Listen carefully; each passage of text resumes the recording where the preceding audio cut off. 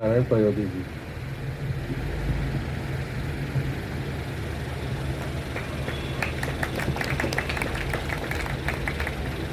बहुत बहुत धन्यवाद सुधीर जी।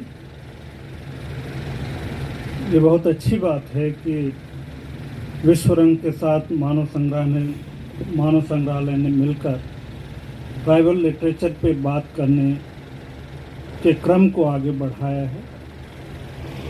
वरना तो ट्राइबल लिटरेचर हमेशा ही एक तरह से चर्चा के केंद्र में तो रहा नहीं है। कभी कभार हम लोग उस पर बात कर लेते हैं। अभी राघवेंद्र जी ने बहुत बढ़िया ढंग से अपनी बात रखी, मैं उनको बधाई देता हूँ।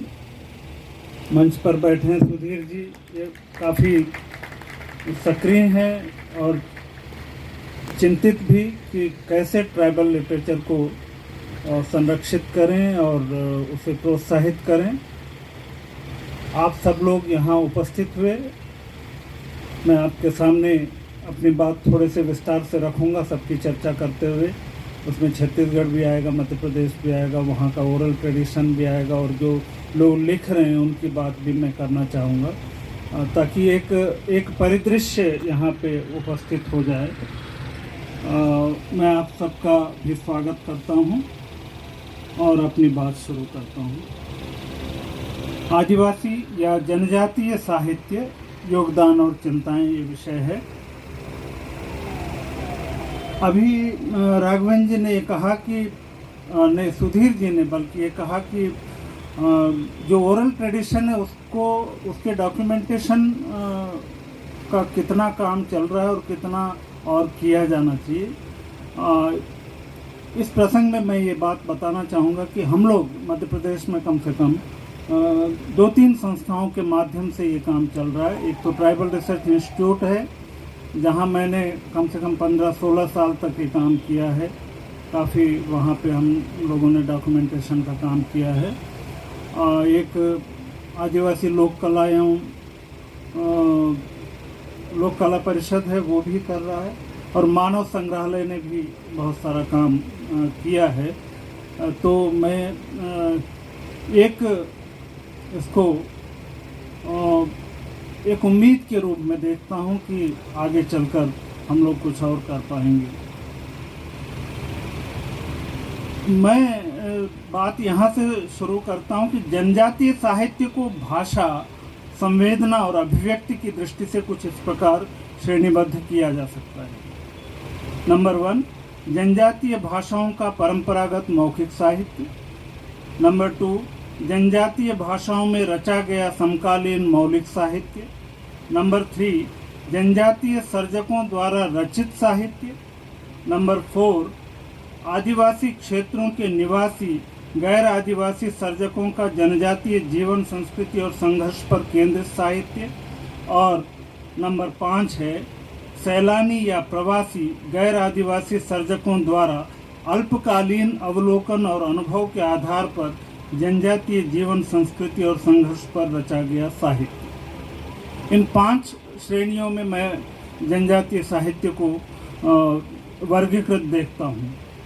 जनजातीय साहित्य के इस विभाजन का उद्देश्य संवेदना की तीव्रता, अनुभव की गहराई और अनुभूति की प्रामाणिकता के स्तर को रेखांकित करना है। ध्यान से देखें तो इसी में जनजातीय साहित्य सृजन से संबंधित चुनौतियां और चिंताएं भी निहित हैं। जनजातीय साहित्य के प्रसंग में हमारा साक्षात्कार उक्त 5 प्रकार के सर्जकों की रचनाओं से होता है। एक पाठक की हैसियत से किसी रचना को पढ़ते हुए प्रायः मन पर पड़ने वाले उसके प्रभाव के कारण भी यह अंतर समझ में आ जाता है। यहाँ मैं यह भी स्पष्ट कर दूं कि उपरोक्त वर्गीकरण का उद्देश्य किसी सर्जक की प्रतिभा अथवा सृजन क्षमता को कम या अधिक आंकना नहीं है। कोई भी साहित्य, चाहे वह वाचिक यानी मौखिक परंपरा में हो अथवा लिखित रूप में, किसी न किसी भाषा में ही होता है। आरंभिक मनुष्य ने भाषा का आविष्कार निश्चित रूप से प्रकृति के क्रियाकलापों से उत्पन्न ध्वनियों से ही किया होगा। उसने अपने मन में उठने वाले विचारों की अभिव्यक्ति अथवा दूसरे मनुष्य से संवाद के लिए भाव के अनुरूप ध्वनियों के सांकेतिक शब्द गढ़े होंगे। चेतना के विकास और अनुभव की कसौटी पर परिष्कृत होने की प्रक्रिया में वे ही शब्द समय के साथ पहले एक मानव समूह और फिर एक ही भूखंड में साथ रहने वाले एक समुदाय की भाषा के रूप में विकसित हो गए होंगे। इसी प्रक्रिया से विकसित अनेक भाषाएं भारत में भी रही हैं, जिनका प्रयोग व्यापक क्षेत्र में होता रहा है। अभी सुधीर जी एक चिंता व्यक्त कर रहे थे कि 10,000 से कम लोगों द्वारा बोली जाने वाली भाषाएं संकटग्रस्त मानी गई हैं। मैं भी उसी रिपोर्ट का हवाला देना चाहता हूं कि वर्ष 1961 की जनगणना में भारत की कुल 1652 मातृभाषाएं चिन्हित की गईं, जिनमें 184 भाषाएं ऐसी थी जिनके बोलने वालों की संख्या 10,000 से अधिक थी। अभी देश में 116 भाषाएं हैं, जिनमें से कुछ भाषाओं के प्रयोक्ता 100 से भी कम हैं। एक प्रतिवेदन के अनुसार अंडमानी भाषाओं में यह स्थिति अधिक चिंताजनक है, क्योंकि इनमें से अका बोलने वाले 50, जारवा के 300, सेंटिनलीज के 100, ओंजे का प्रयोग करने वाले 100 रह गए हैं।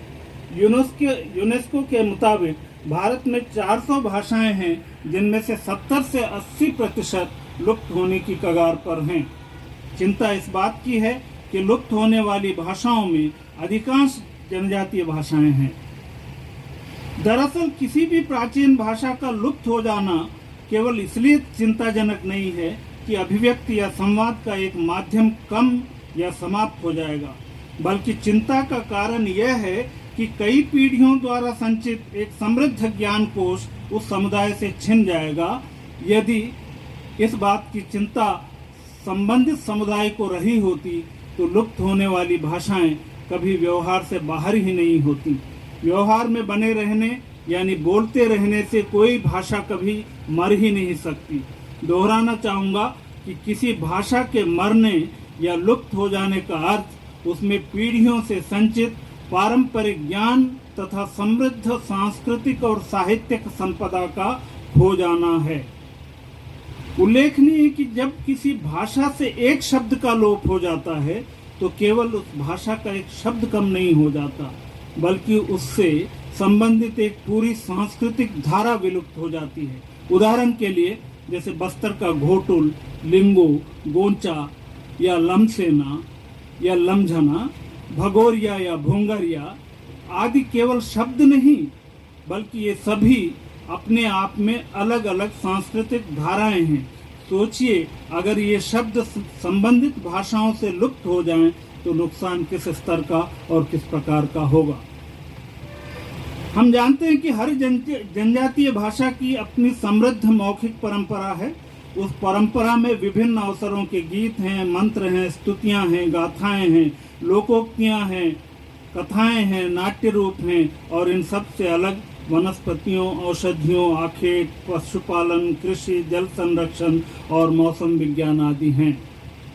वाचिक यानी मौखिक साहित्य के सृजन का श्रेय किसी एक व्यक्ति के हिस्से नहीं जाता है, यह सामूहिक अवदान होता है।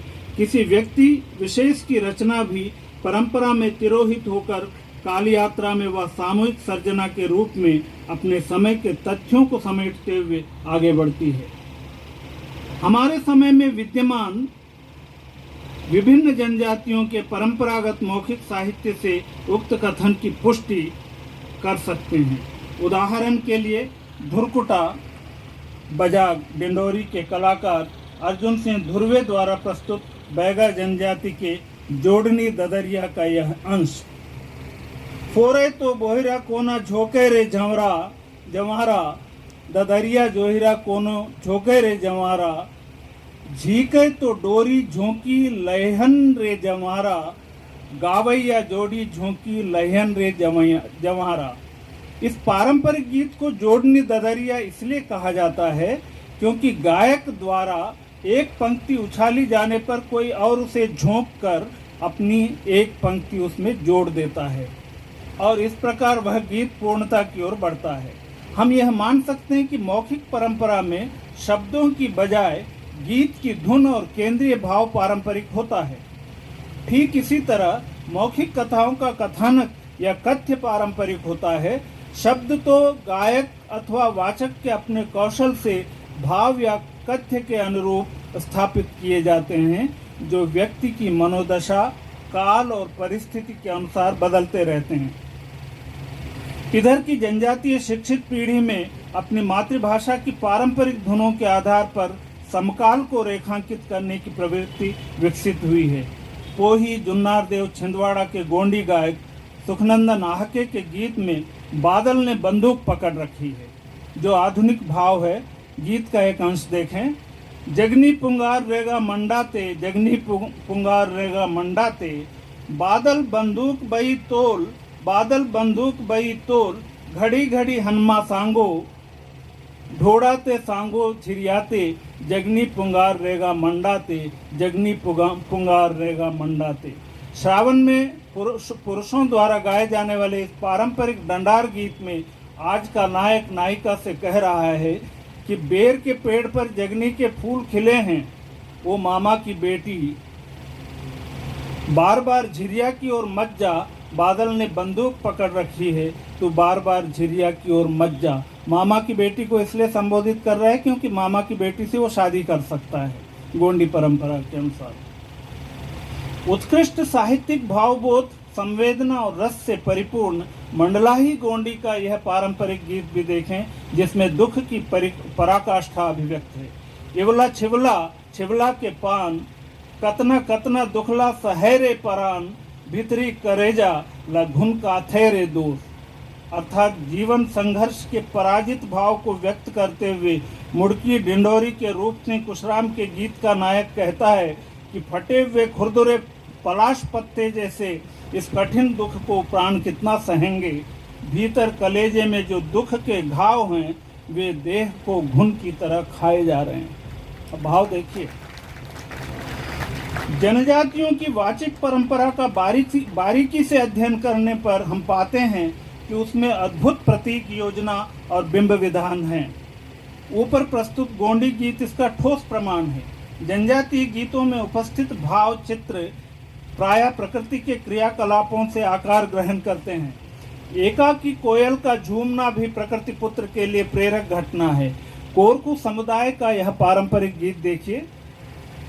पीयू जा बेटा एकाली पवी झनकारे जा, चोजानी चनडा अजू मेन माए पवी झनकारे जा, डोला चनडा अजू मेन अमाए पवी झनकारे जा, पीयू जा बेटा एकाली पवी झनकारे जा।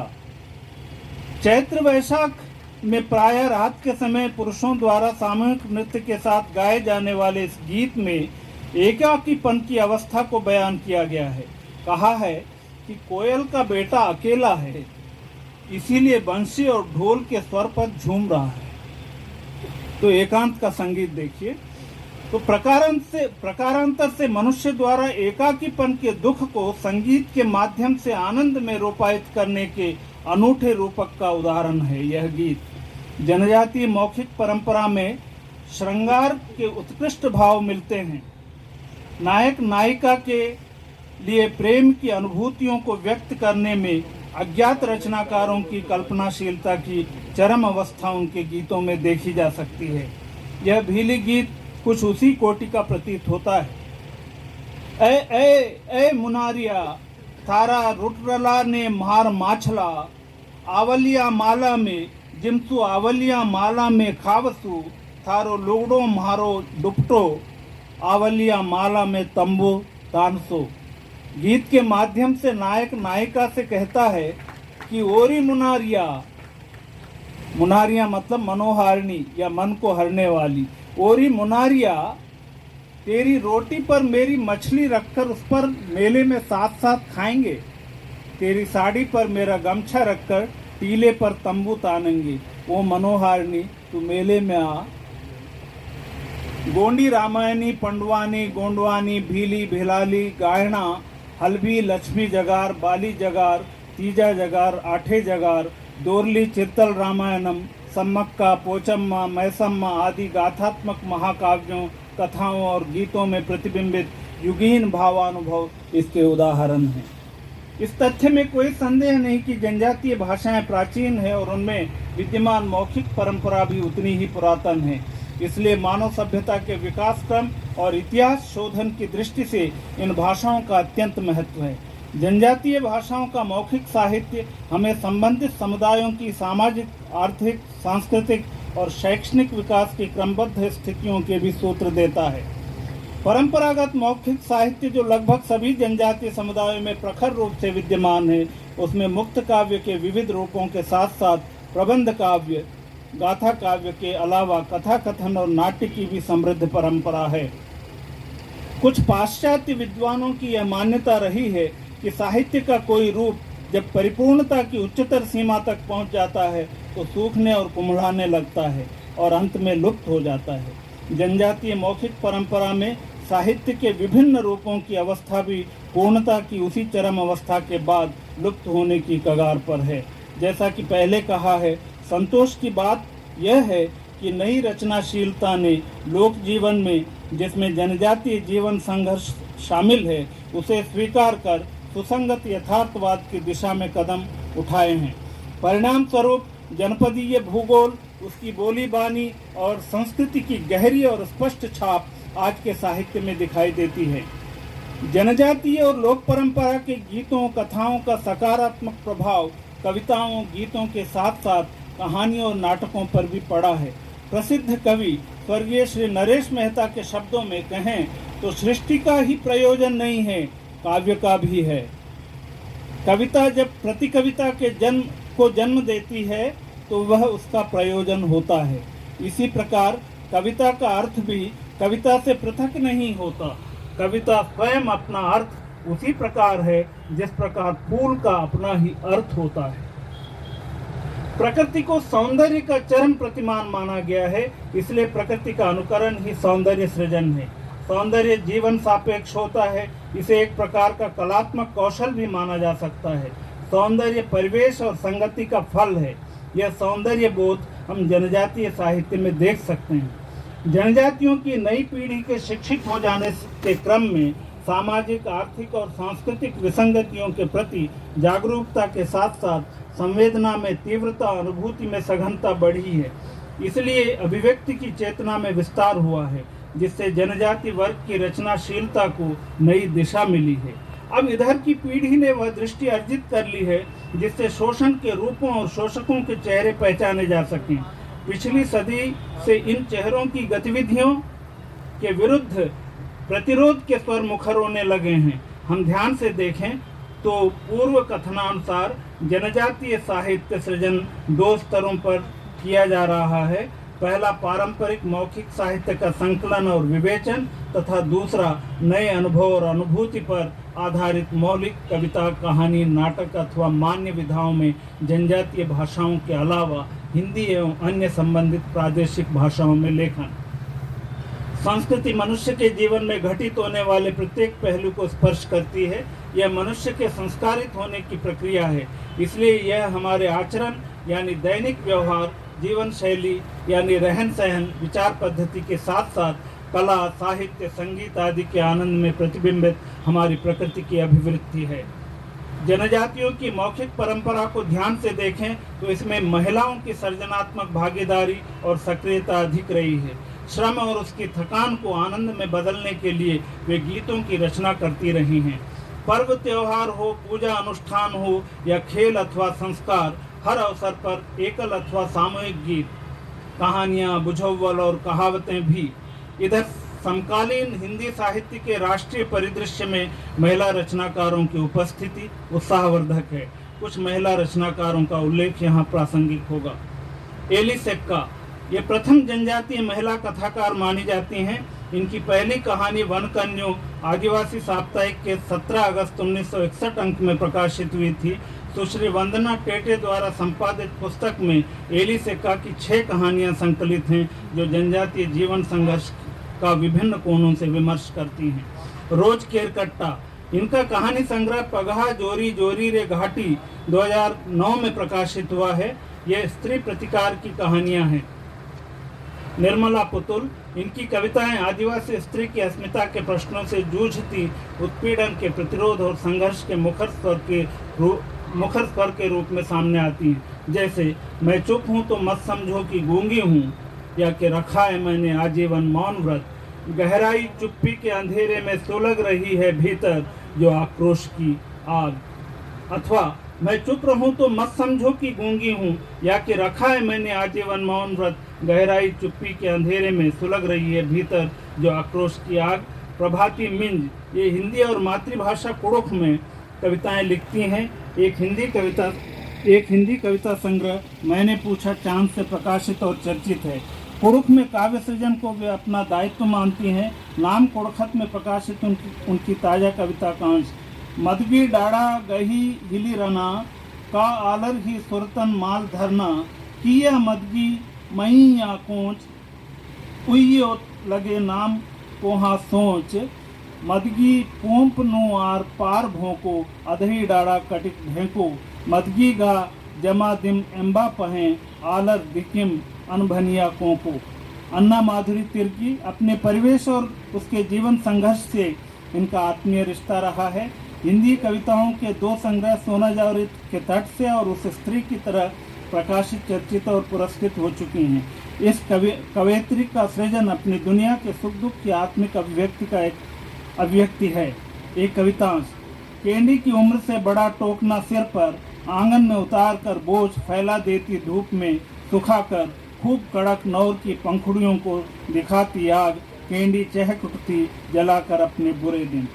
सुश्री ग्रेस कुजूर एक प्रखर सर्जक के रूप में इन्होंने अपनी पहचान बनाई है। परंपरा के साथ नव्यता बोध से लैस उनकी कविता का यह अंश हमें उनके चिंतन की दिशा और सरोकार से परिचित कराता है। हे संगी क्यों घूमते हो झुलाते हुए खाली गुलेल, क्या तुम्हें अपनी धरती की सेंध मारी सुनाई नहीं दे रही।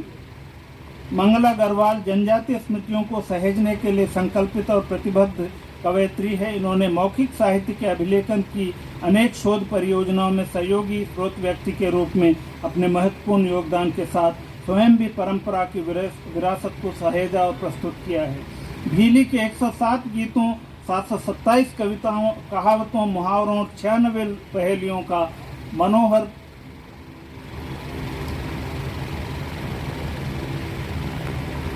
लोकोक्तियां और भील विवाह संस्कारों पर केंद्रित पुस्तक मांडवा इनके उल्लेखनीय प्रकाशन हैं। डॉक्टर सुनीता पंद्रो इतिहास लेखन इनको अधिक प्रिय है। गोंडवाना साम्राज्य के स्वतंत्रता संग्राम सेनानियों वीर शंकर शाह, रघुनाथ शाह आदि के जीवन प्रसंगों पर इन्होंने कलम चलाई है। कविता के माध्यम से अपनी बात कहना भी इन्हें भाता है। इनके अलावा जसिंता केरकट्टा, डॉक्टर विश्वासी एक्का, कुसुम माधुरी टोप्पो, देवमाई लकड़ा, उर्मिला प्रधान कुमरे, डॉक्टर जमुना बीनी, सोनल बेन, सुधा चौहान, डॉक्टर मंजू ज्योत्सना, सरिता वड़ाई, नीतिशा खलको, वंदना टेटे, हीर मीणा, जीरा देई, एलिजाबेथ टूटू आदि अनेक जनजातीय महिला रचनाकार साहित्य में उल्लेखनीय योगदान कर रहे हैं। जनजातीय पुरुष साहित्यकारों और अध्येता विद्वानों में डॉक्टर रामदयाल मुंडा, चेतन माझी, टीवी कट्टीमणि, गुमजी भाई सिंगोड़, भानु प्रकाश मेड़ा, रूप सिंह कुशराम, अर्जुन सिंह धुर्वे, अशोक भगत, डॉक्टर सुमेर सिंह सोलंकी, विजय समिया, वारू सोनामणे, दीनानाथ मनोहर, फतेह बहादुर सिंह मरकाम, चंद्रमोहन